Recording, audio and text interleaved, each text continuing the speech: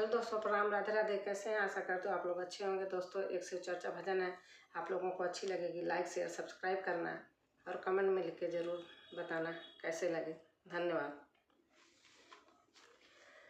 नारायण पूछे तुलसी से दिलवा की बात हो। नारायण पूछे तुलसी से दिलवा की बात हो। नारायण पूछे तुलसी से किनकर लावे सिंदूर, किनकर लावे सिंदूर, भरलू तू मांग हो। नारायण पूछे तुलसी से दिलवा की बात हो। नारायण पूछे तुलसी से किनकर लावे सिंदूर, किनकर लावे सिंदूर, भरलू तू मांग हो। नारायण पूछे तुलसी से दिलवा की बात हो। नारायण पूछे तुलसी से कही तोहरे माता तुलसी, कही तोहरे पिता, कही तोहरे माता तुलसी, कही तोहरे पिता, कवन नगरिया भइले ब्याह हो।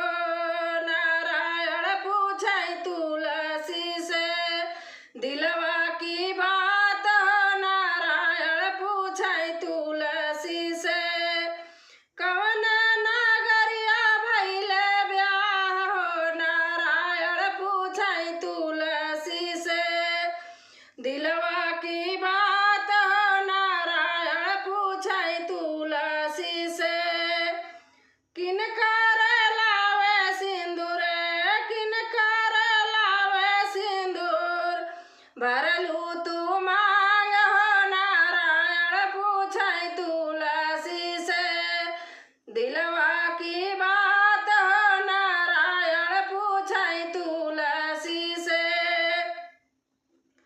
किनकर लावे सिंदूर, किनकर लावे सिंदूर, भरलू तू मांग हो। नारायण पूछे तुलसी से दिलवा की बात हो। नारायण पूछे तुलसी से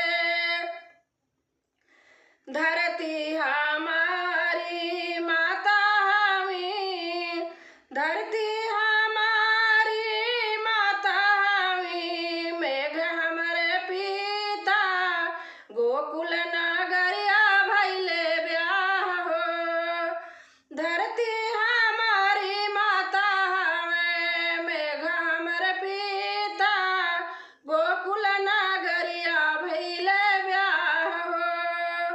नारायण पूछे तुलसी से दिलवा की बात हो। नारायण पूछे तुलसी से दिलवा की बात हो। नारायण पूछे तुलसी से किनकर लावे सिंदूर, किनकर लावे सिंदूर, भरलू तू मांग हो। नारायण पूछे तुलसी से दिलवा की बात हो। नारायण पूछे तुलसी से कहाँ तोहर नैहर तुलसी, कहाँ तोहर सासुर, कहाँ तोहर नैहर तुलसी, कहाँ तोहर सासुर, के